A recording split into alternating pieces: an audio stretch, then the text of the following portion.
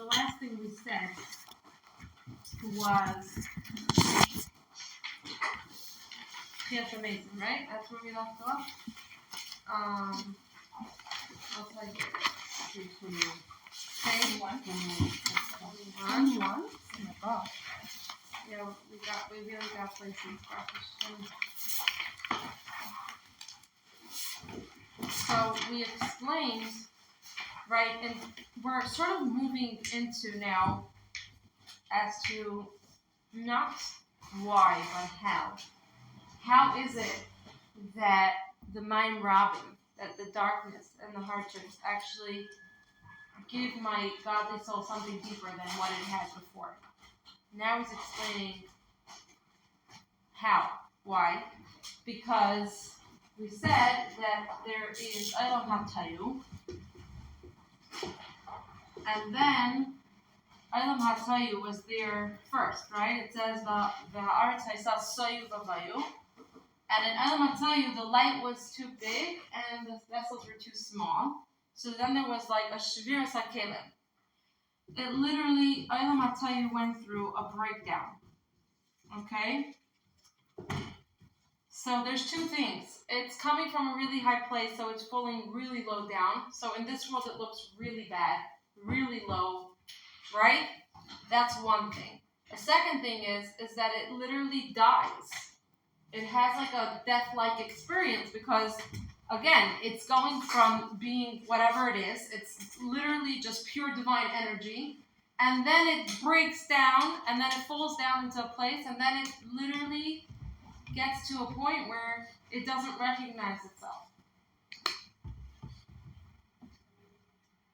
That's Olam HaTayu. And then we have the Olam HaTikun, which is sort of brought about upon the leftover or the Nitzait and the sparks of Olam HaTayu. And the work now is what? The work now is to integrate, to bring the light of Tayu and to put it back into now we have Kelim Merubim. We have big vessels and we can heal. We can take the Tayu that fell down. It feels dead. We can't recognize it. We can't recognize ourselves. Right?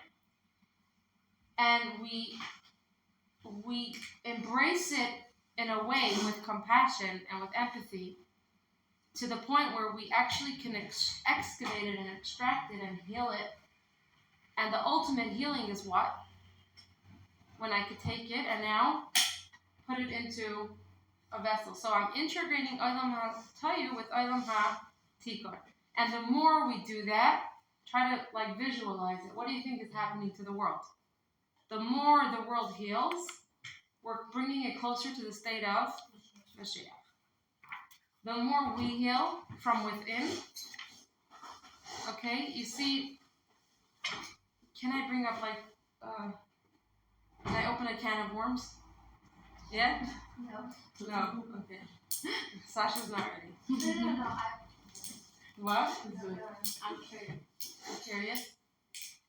A lot of times, I don't know, tell me if you can relate to this. A lot of times when things happen in the world, right, or scary things are happening with somebody or ourselves or in the world, right away we're like, okay, let me just, I don't want you to misunderstand me, and I don't want to minimize this action, but I want to try to teach you something, okay? A lot of times we try to add acts of goodness and kindness to counteract the darkness, yeah? And the Rebbe very much said it. Like he said, we need to fight darkness with light. But I just want to mention one thing, okay? Sometimes it's very easy to just go and just do random acts of kindness to add light. The question is maybe, tell me if you agree with me, could it be that I'm ignoring something here and that there's a light that needs to come from inside of me, not from outside of me? And doing all those things is almost like an escape of facing my own darkness. Agree? Anyone? I have an example. That's why I'm like smiling. Let's hear the example. You want to share or not? Yeah, I can share. Awesome. Like if I got it like correctly. So for years I wanted to be in the army.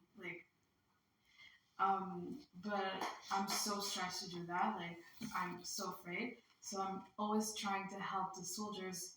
I'm sending them like every couple of weeks food and stuff because I'm like, okay, I'm not doing it, but maybe the things that I'm doing, maybe they will be happy and like. But in like here, I really want to go to the army and like be a soldier. So I'm kind of it. I was thinking of this.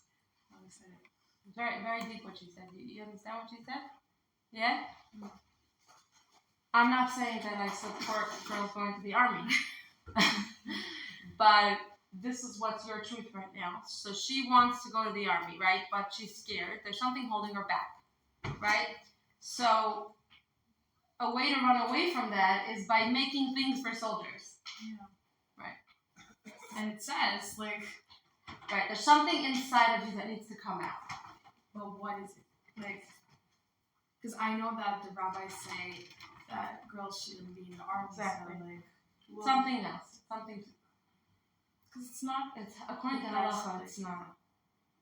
No, it's a halachic issue. Really? Yeah, but let's not go there because I'm not an expert. I know for sure that I asked, and girls are not meant to be in the army.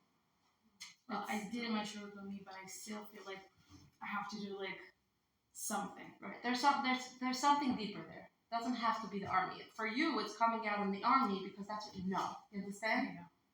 But your soul wants to make a difference in this world. Yeah, but I don't know Yeah. like how. Right. So yeah. It kind of reminds me of just like people pleasing to like, but like someone who's in pain, who has their own inner struggles, and they're just trying to make everyone else happy versus to escape from like figuring out why they themselves are. Yeah, that could be one. It manifests itself in like so many ways, like so many different kind of ways, and that's a great example. And it was just so funny because is this being recorded? It's fine. No, it's not a secret. I was teaching in a different class, and we were doing Mayim Rabim, and I said, we don't like to face our darkness. And so one girl raised her hand and said, what do you mean? We're so good at it. The second there's darkness, we add more light. And I'm like, that's exactly the point that I'm trying to say. In other words, I'm not saying don't add more light. But the light has to come from within you. You understand? Bring it out from yourself. The darkness is there to squeeze something better out of you. Don't escape it by now running around and doing that. Now, again, I have to be very careful, and don't understand me wrong. I'm not saying not to do acts of kindness. You understand? But I'm saying don't use it as an escape to face your own darkness and to bring out your light. How do you do that? And how do you figure out what needs to come It's out? not about figuring it out. That's the answer. Don't go to your head. I heard someone said such a good line. She said, I realized that the analytical mind is just another survival skill. Do you understand what I'm saying? We like to figure things out and understand things and make sense of things. It's just another mechanism for survival. Why? Because what happens when I can understand something? Then what happens? Why do I have to understand something? Why do I have to figure it out? Because then what? Then I have control. And if I have control, then I'm not afraid. That's going to help my fears. Because now, it makes sense. This mimer is like the flip side of this completely. It's like, don't run to your head. Don't try to make sense of things. Just sit with it. Embrace it and let go. Because guess what? Do we have control over anything? Absolutely not. So it's cute because everyone keeps asking me, but how? But we said already so many times. But again, we're really not good at embracing our darkness, at allowing it to be, at being able to say, being able to look at it and say, what light are you hiding for me? Instead of feeling like you are killing me. Now, the thing is, it's hard because it's just another thing about like figuring it out. Remember, what are we talking about? We're talking about Olam HaTayu, right? So Olam HaTayu is like mumble jumble chaotic, right? And not only that, yesterday, whoever was in this class, we said, where do animals come from? The Nefesh Elikis and people come from Olam HaTikun. No, the source of the Nefesh Elikis is Olam HaTikun, right? It's more, it functions, it's boundaried, it's normal, let's call it, okay?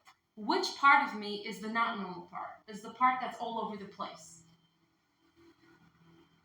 Is that my godly soul or my animal soul? My animal soul, right? The animal soul and animals in general come from Olam HaTayu. That's why we mentioned in yesterday's class that we need animals and animals don't need us because they really have a higher source. In other words, in order to survive, we need to eat animals, okay? And we really, honestly, I know that there are vegetarians out there, but we can't really survive without animals, okay? And forget about food. How about work, right? Okay, nowadays it's like we use machines, but like there were for many years, it was the animals and the oxen, whatever that, did all the work. So there's something that the animal has that's deeper and higher than that of the human. So there's something that the Nefesh HaBahamis has, and he calls it a certain malchus, right? Because he explained that they were vayimlech vayamas, right? They ruled and they died, and then the Jews got a king. That Jewish king is the Nefesh Elikis. Okay, so the Nefesh Elikis is the mentor. The Nefesh Elikis is the healer. You get it?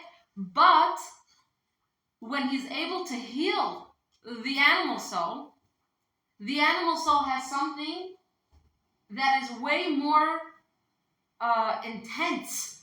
And that's why darkness is so intense. Think about it, because that's the nature of Tayu. That's the nature of that world, is that it's intense. So the thing is that I wanted to mention, based on this figuring things out and making sense of things, is that we have to realize that we're dealing with Tayu. And when we realize that we're dealing with Tayu, when we realize that we're dealing with an animal, sense doesn't work. Right? Imagine you're walking in the street and a big tiger is walking towards you. And he's ready to attack. So what would happen if you would start explaining to him that you're on your way to school, you have a family that needs you, and you have a schedule that you need to get to, and please don't attack me because really, this makes no sense. I mean, why are you laughing? Because that's not animal language. So what we often try to do is we speak to the Olam HaTayu, we speak to our darkness with the language of what? With Olam HaTikun. Right? We're trying to you ever argue with your thoughts? Like back and forth, and you're trying to, back and forth. And then for some reason, 3 days later, it's still there. Right? So, the way to deal with Olam HaTayu is by not fighting it. Is by seeing it and having compassion for its breakdown. Right? It's like, imagine you see, I still remember, I read a book, it's called Emunah with Love and Chicken Soup. I really suggest you to read it. You read it?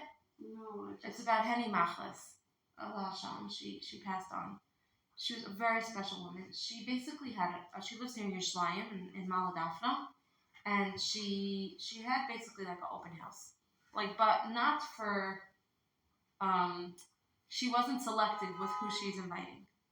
Homeless people would come to her, and all the crazies of Yerushalayim, and there are plenty here, would come to her, and she always had an open heart. And one time, someone really, dysfunctional came. He even stole from them, like really, but she never like kicked anyone out of her house. Anyway, so at one point, someone came and he was really, really dysfunctional, and it bothered one of her children. So the child, started fetching and complaining to her, like, why do we need to deal with this? This is like impossible. I don't want him in this house. So she explained to the child that this person, when he was younger, whenever his mother was upset at him, or maybe it happened once, I don't remember, I read this book so many years ago. His mother took his hands and put it down on a hot plate. Right? And the point of the story is that suddenly, what happens when you hear that, right? What comes out? Empathy, understanding, compassion. It's like you see someone who is so messed up, right? And it could be sometimes someone really close to you, and you're just so frustrated, right? Could you just be normal, right? And there's so much judgment, and it's normal because we're people, and if someone's annoying and messed up, it's like you just want to look at it and say, you're so messed up, right? But then, if someone could come and show you what this person went through in life, right? Sort of take you back to showing you how this person went through death-like experiences over and over again. What happens is suddenly what comes out is an understanding and a compassion. And when there's compassion and love and understanding, that is healing. That is healing. So can we look at ourselves and our nefesh habahamis and the darkness in our life and all the things that make us hate ourselves and all the things that we struggle with? Can we look at it and see that it's really Olam HaTayu that went through breakdown, and can we have compassion towards it? Can you start understanding yourself in a way that you're not judging yourself, you're having compassion towards yourself? That is healing. I feel like that's just connected in my mind, like all the mind. It's always connected. Awesome. Good. And you can't heal what you can't feel. That's a line I read in a really good book. You can't heal what you can't feel. So as long as you're not allowing yourself to feel stuff, so you won't be able to heal it. You got to be able to feel it, have compassion, understand it, see that it's deep down, it's good, and elevate it. That's his hapcha. So first is his skafia, then is his hapcha. And the last words that we did yesterday was that through this process, we're literally, look at the words of the Alter Rebbe. We're doing tchias hamesim. What does tchias hamesim mean? The resurrection of the dead. You're taking something that died. They're taking a part of you that died. Yeah? And you're bringing it back to life. That's called what? Going back to the beginning of our conversation. That's called opening yourself up to the light that's inside of you. And you know what's going to happen automatically? What's going to happen with that light that's inside of you? You think you're going to be selfish and hold it to yourself? It's going to spread out of you automatically. That's what it means that a geula pratis is what really brings about a geula klalis. The geula needs to start here. It's very nice to focus on the world, and it's beautiful and it's important, but how long are you going to ignore your own geula, your own personal redemption? You want to bring light into the world, but from within yourself, you need to transform. And when you transform, when your transformation happens, the world transforms. I always say this, right? Especially when it comes to marriage. Because many people think, okay, gotta change the world, gotta spread the light. But what about your own bedroom? What happens over there? Right? And they're like, no, who cares what happens over there? I need to save the world, right? I need to do this and that and that and that. No. You have to understand that it starts inside your bedroom. And from your bedroom, it goes into the hallway. And from the hallway, it goes into your kitchen. And from the kitchen, it goes into your dining room. And from your dining room, it goes into your neighborhood. And from your neighborhood, it goes into your community, and so on and so forth. Always has to start from within.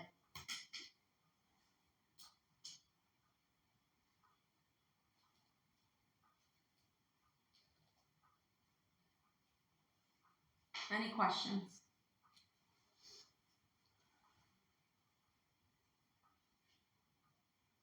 Any questions? Are we good? You understanding or not? Or does it sound like impossible or possible? I had a cousin. It's quite a sad story, but anyone saw the book, even if I'm not? Okay, my aunt wrote it. Her name is Larry Kryman. So that's my husband's first cousin. His name was Yossi Kryman. He was a bacher of 23 years old, and he was engaged. And then he went scuba diving, and his oxygen tank malfunctioned, and he died. And it was a very, very, very sad story, because not only because this alone is sad, on top of it, my aunt had already lost 4 other children, like babies, because they have like some kind of like genetic, like we do nowadays, like Daria Sharm, right, to make sure that the babies don't have, but then they didn't have it. So they had something that, she had 4 babies that were born knowing that they wouldn't survive. So there was a lot of loss. And then this was her oldest child, who was born healthy. He was a really special person. He was engaged to be married, and this happened. Anyway, but his personality was a very, very witty, happy-go-lucky kind of kid. So I thought of this, because she used to always say, like, you're impossible. So he used to say, I'm impossible means I'm possible. Right? Impossible, I'm possible. So it's funny. Just yesterday, I told my daughter, it's impossible. She's like, no, I said, you're impossible. She's like, I'm possible. She read the book. She's like, I'm possible. I'm like, you are right. It's true. So, I said this yesterday. I think that a lot of this mimer is, what we're talking about is very, very tough stuff, because again, when it's actually happening, it's very scary. Okay, and I like the way, like, I'm making it sound like, oh, this is simple, this is easy. It's not. It's not easy. It's very, very, very scary. Okay, when the lion is there to come and bite you, the bite looks the barking, right, or the dog that's barking at you. It's really, you feel like that's it. You're gonna die, right? And yeah, but to remember that this is Olam Hatayu inviting you in. It's inviting you into your Olam Hatayu, because your Olam Hatayu is the entrance to that integration between Olam Hatayu and Olam Hatikon, and that is, like we explained, that is the intimacy of now versus the ray of Hashem in the world to come. It's much, much more profound and infinitely greater and deeper, that experience. You understand? Okay. Ready to move on? Yeah. Okay. So we're by the word Zehu Masha Amar Zal. Oh, I thought we discussed this already. Yafesha Achas. Okay. This is what the Chazal say, that Yafesha Achas, that 1 minute in this world, B'tshuva, with returning. Right? And remember, girls, this whole concept of returning could only happen where? In this world. They say that like all these things, when we talk about hell and pain and suffering and cleansing, you have to understand a lot of it is it's not imposed punishments. It's not imposed. Those are all, it's more natural consequences. You understand? In other words, one of the things that I heard is that when the godly soul, Okay, you see, our greatest issue, and I always come back to this, and tell me if you agree with me. Our biggest obstacle is that we don't know who we are. We don't see our godly soul. We don't feel our godly soul. We literally don't know who we are. And we operate from a place of the opposite. I mean to say, imagine if you saw your godly soul. Like, what would you be doing right now? You know what I'm saying? Like, if you knew who you were. So one of the things that I heard that is so painful for the godly soul after it leaves this world is that suddenly you're like, oh, that's who I was all this time and I didn't know. And then why is it so painful? Because then I can't do tshuva anymore. I can't return to my true self. Like we spoke about Ani L'Degi, means all about knowing, returning to who you truly are. Get past the blockages, get past all those things where you lost the light, and come back to your infinite light, because that's who you are. That whole idea of tshuva and returning is only something that could happen right here, right now, in this world. It's not, you're not able to do that anymore in the next world. So that's why it says in Pirkei Avos that Yafeh Shal Achas Shal Tshuva U'Maisim Taivim, of returning and doing good deeds, Ba'olam Hazeh, in this world, Mikol Chayei Olam Haba, from the entire, imagine all the time that you're going to spend in the world to come, cannot compare to 1 minute in this world. Why? Because in this world, we're touching the essence. We're touching the ultimate truth. In the world to come, we're just enjoying the ray of that. Kanarma Lamala, as we already mentioned above. Vilazais, and now, you remember we had the big question, why is it called Waters of Serenity, if it seems actually like very chaotic waters that came and turned the world upside down, right? So now he's answering. Vilazais nikru'u mayim rabim, and that's why these mayim rabim, are called Mei Nayach, the waters of Nayach. Lefi, because shena'aseh al yada, because it's through the mayim rabim, it's through the many fears and darkness and hardships. It's through that. What happens through that? Naicha derucha. That actually is your entrance ticket to a relaxed spirit. Shenasa mehem. It's through the hardships and through the fears and through the anxieties and through that. What created from that? Tevas Noach, the ark of Noach. Now, what is Tevas Noach? What's the ark of Noach? Shehu bechinas tevas hatfila. So we know that a teva could also mean letters. So the Zohar says that the Tevas Noach, is the words of davening, is the words of tefillah. Ukamay shekasav ba'ata, you should come, v'chol beisacha, and your whole household, el ha-teva, to the teva. In other words, full presence. When you come to davening, you should come and everything with you, and everything that belongs to you, including, think about it, all the Mayim Rabim. What should you do with it? Bring it with you and enter the teva.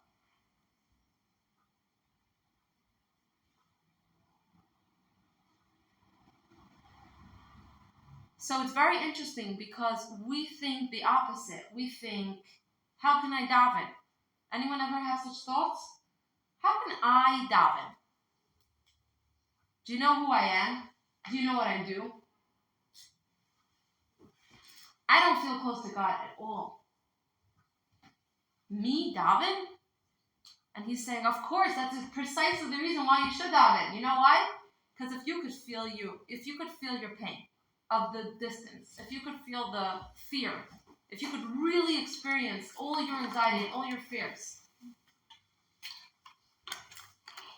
and then bring that with you into your davening, let go of the control, realize that Hashem is the only one, and bring it with you, how meaningful is that davening? What do you think? That's like the ultimate, right? It's like, try to compare the davening of someone who's not really scared to the davening of someone who's petrified. Which davening is going to be way more qualitative, right?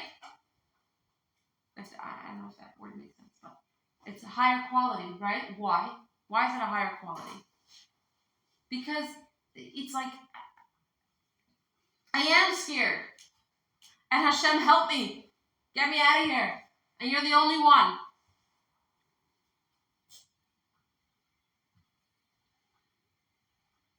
If I'm in denial, then I don't have what to bring me to him. It's like, but I have to be able to really embrace it and then realize that it's all his. V'zehu, and this is Vayigberu Hamayim. By the Mabel, it says, yeah. I don't really understand. Like, the analogy is not really making sense to me. Which one? That to bring all of Mayim Radam into the teva. Because, like, no, like, the teva was keeping the Mayim Radam out. Exactly. Okay. So it's not a perfect analogy, but let me explain it to you. For Nayach, what happens is there's waging waters that are threatening him to die. In order to save himself, he enters the teva. Right? So the same is for us. We have waging waters that are threatening to kill us. We need to enter davening. Right? But the point here is to understand that I don't escape the waters and then run to the davening, because that doesn't work. I have to acknowledge the waging waters. I have to really feel it. I have to embrace it. I have to really, really feel it. And that is what allows me to enter the teva with much more, what's the word? It's much more genuine. It's very real. It's very, it's authentic. It's real. It's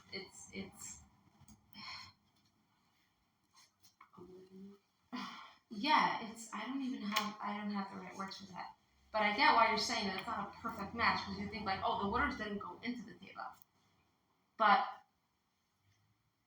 you're going to see, he's going to say later on in the Maimer, how like, some people think like, you know, the guys who could sit and learn in Kailo, and they're the ones who are busy with Torah all day, they could daven. The businessman, he can't daven. And the Alter Rebbe says straight up, he could daven even the more so. You understand? Exactly for this reason, because it's when you're out in the world. When you're out in the world, there's a certain sense of like realizing that like there's even more that feeling of fear and that feeling of giving up control and that feeling of like entering the teva with all of that noise around me. You understand?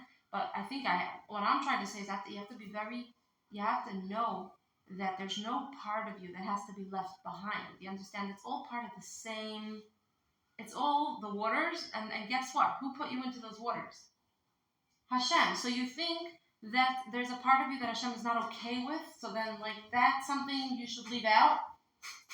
Or it's like, Hashem, my entire self, every single part of me, the ugly parts, the pretty parts, the right, these are all parts of us. I'm just bringing it all into my davening. Okay? V'zehu vayitberu hamayim, and this is what it means that the waters were raging. Right? Vayitberu hamayim ma'ay, the waters were raging. They got even stronger. Chamesh eser ama, 15 ama, milamayla gavru hamayim. Right? It also came from above. Shehu b'chinas taguris nefesh abahamis, al b'chinas nefesh alikis be'isa kavarnasa. So you might think like, okay, so once he entered the teva, it's all calm, it's all good. He says, no. The Olam tell you, the Nefesh Bahamas is not going to stop there. It's going to rage. You're going to be like, woo. Okay? It's really not simple. Be'esa kaparnasa, when you're busy with livelihood, v'inyanim hagashmiyim, and material matters. Ach, ayidei zeh, but remember, through this, nasa achakach yisrin ar. After this, there will be more light. Chulu kanemer l'mal, as we mentioned above. V'zeu v'telech hateva al pnei hamayim, and this is what it means that the teva went above the waters. Dafka. V'taram hateva. The teva was lifted. What do we know? What do we know about the teva? It always stayed, it's an interesting concept. I'm thinking the water came from above and from below. Then where was the teva? But it seems like it was a miracle, as that it always managed to stay on the outskirts. Okay, it's almost like if you could think of the world as round, then it makes sense. Yeah? Like, it's not like this, it's not a box, it's round, so it's like you could always stay above it. Yeah? It was always floating. Exactly. So now the Alter Rebbe says, what happens when you can go into the Teva? That's when you can actually rise above. So the darkness doesn't take hold of you. It doesn't consume you. You don't drown. You actually manage to lift above it. Okay? Batar mateva, the teva was lifted. Sha'ayidei hamayim dafka, it's through specifically the waters. Mis ales teva satfila. The words of tefillah are now rising above the oil of the and it goes high up. So it's through your sense of powerlessness, through your feelings of fear, through all the things that you're dealing with that are so painful, through that, if you allow yourself to actually feel it, you don't distract yourself from it, you go into it, it's that which raises your words of tefillah. Because you're putting it all into that. It's like you're investing it into your davening, and then of course your davening is going to rise above all the waters. Okay? Okay, this is exactly what I was saying before. Listen to the words. And this is the mistake habali asakim, of businessmen. Shebedaitam, they think she'ein yechaylim lehispalel kokach. They can't really daven so much. K'may hayesh ve'ahalim, like the people who sit and learn Torah. Ki adarabba, nehafachu. He's saying it's the opposite. What do we say on Purim? V'nahabachu. It's actually the exact opposite. Shehem yechaylim lehispalel yoiser. They actually could daven even more. Why? Ki yisrein ha'ar hu mitoich ha'choshev dafka. Because greater light specifically comes through darkness. V'zehu shenikra mei nayach. And this is why it's called waters of nayach. Naycha derucha, relaxed spirit. Shehu bechinas hashavas. That is the idea of stopping, right? Like Shabbos. Kamosha Kosev, like it is written, Ki by Shabbos mikam alachte, that Hashem stopped from all his work on Friday. Sheboy Yemei HaMaisa, in the 6 days of creation, Hu bechinas his pashtos v'hamshachas malchusei yisbarach. What happened? During the 6 days of creation, Hashem is busy. His pashtos means he's giving out of himself, right? He's creating energy. And he's spreading his malchus, his kingship, lemata, down here. Right? On the first day, Hashem said there should be light. Yehi rakia, there should be a heaven. Tache haaretz, the earth should give forth grass. Right? Tache haaretz desha, the earth should give forth grass. Shenekran yimei hamaisa. These are all called days of action. Why? Because Hashem is giving forth an energy that actualizes a maisa. A maisa means something is coming forth from this. So he's speaking and he's exerting energy outside of himself to create. Shabbos. Now what's Shabbos? And by the way, we remember going back to the beginning of the Maimer. What's Mashiach? What was Mashiach? Is Mashiach also Shabbos? Yes, which Shabbos? There was Shabbos Ila'ah and Shabbos Katar. Shabbos Ila'ah is Mashiach, Yom Shekule Shabbos. When Mashiach comes, guess what, girls? It's going to be Shabbos. You're going to have to eat challah every single day. Okay, it's going to be Shabbos. We're going to be in a relaxed spirit. That means we could just stop. But it means that we will be always in Shabbos? Yeah. But we can't cook or like... Oh, I don't know about that. Well, the halacha. I'm not might be sure. different. I'm not sure. It might change. Yeah, the world is it's a full transformation. Okay, but the point is not. You see, it's cute that you're asking that. The point is not the physical aspect of it. It's more the spiritual aspect. What is the difference between weekday and Shabbos? We're closer to Hashem. Right, but The other words are. okay, so the week is where it's exactly the mind Rabin, right? It's like running, going, trying to survive, work, run, right? The whole thing. Nowadays, like, let's add social media, right? It's a big word. And so all that stuff, it's like run. Shabbos is the time where we can actually just stop and be present. It's like, and you know, people have a very hard time with it because they can't be with themselves. It's very painful for them to be with themselves. So that's why people struggle, like, oh my gosh, I can't touch my phone on Shabbos. How am I going to distract myself? So they sleep the whole Shabbos. No, I'm not making fun. I'm saying it's a real thing. It's like let's understand what's going on over here. But that's the point. The point is over here, Mayim Rabim is heal the Taihu to the place where you can actually stop and be okay with that. Be okay with that. You get what I'm saying? Don't run away.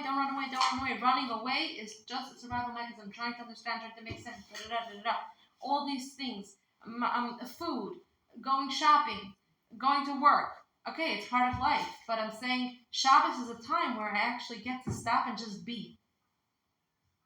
The issue is that we have a hard time just being. So this is exactly this mimer. It's like the more you can just be, you know that you're coming closer to your Mashiach. The world is coming closer to Mashiach. And when then it really gets to that space, think about it. We won't need the weekdays anymore. It's like we could just be. You get it? In other words, the Mayim Rabim is bringing us to that space of Shabbos. But so if we could utilize it and really do that, so that once we get to Shabbos, then we're there. We don't need it anymore. You understand? So Ubeshabbos ubechina shvisa. Shabbos is the idea of stopping. Mimalacha, from doing work. V'naicha derucha, it's a relaxed spirit. Shehu aliyas ha'olamis. Literally, the entire world gets elevated. L'mayla ka'adam ha'shovis v'nach mimalachte. Just like a person stops from doing his work.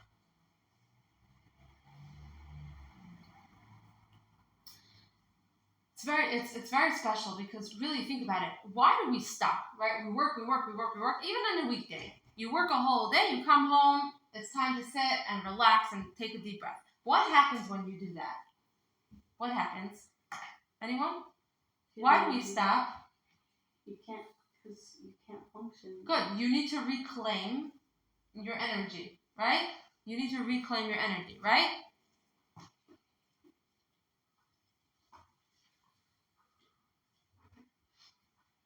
So the amazing part is that Hashem exerted himself 6 days, created a world.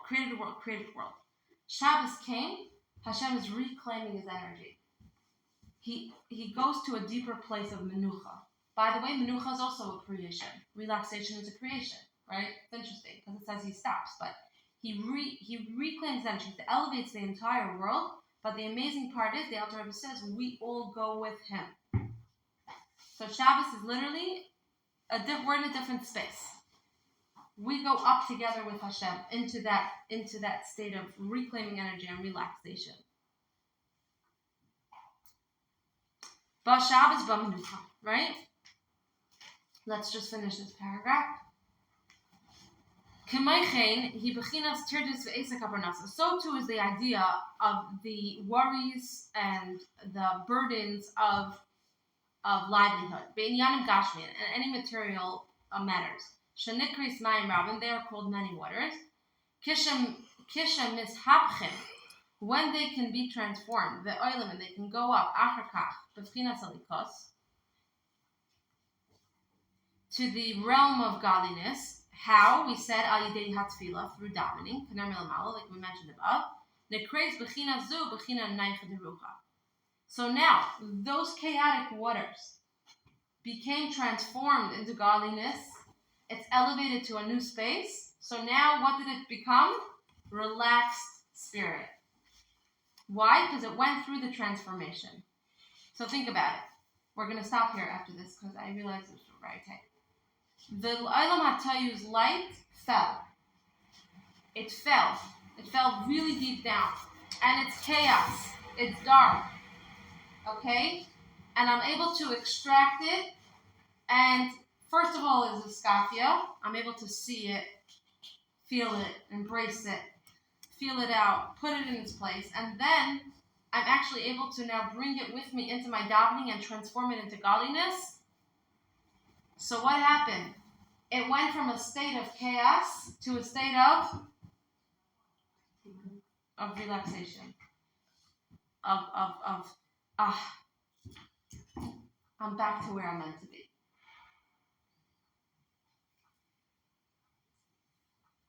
There's a part of you that felt lost, dead, completely foreign. You don't recognize yourself.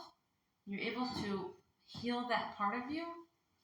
That gives serenity to the person. That's a tikkun. You understand? It's like you rediscovered yourself anew. Yeah, and it only can happen through what? Davening. I hope that doesn't ruin it for you. Because people struggle with davening.